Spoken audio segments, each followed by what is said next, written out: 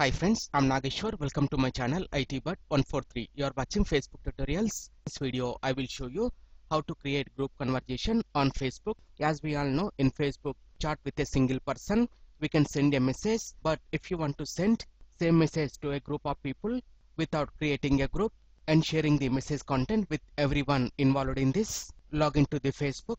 To start a group conversation, click on messenger icon showing on top. Select a new message. Below it will open a new message window. In to field we can add any number of our friends to start a group conversation with them. Type a message in the text box showing in bottom and click on arrowhead to send this message. Let's check from my friends account. They will get the message window and on top showing the members names who are the part of this conversation. After a while, if you want to add some more people in this conversation, click on gear icon and from the option select to add people. Then it will open the field for members entry. Add name of your new friends and click on done. In chat field it is showing you added Minchu Nageshwar and Renuka Minchu. When we hover the cursor on the names showing on top, it will show all the members names in that conversation. Adding the people only done by admins, not by the members.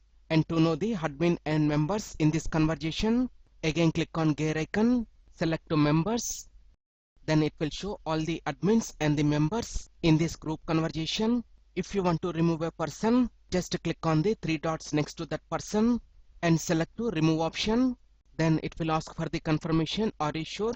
If it is okay, you can click on are you sure?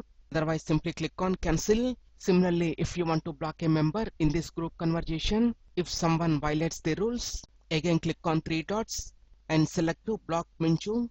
Then it will ask for the confirmation to block messages and calls or block on Facebook. Select a suitable option and click on done. Also we can add a name to this conversation. Select to conversation name, enter a name for this conversation and click on done. Again in chat window it is showing you named the conversation and on the top in place of members names, now it is showing the conversation name. After this, if you want to mute the conversation, come to options, select to mute conversation.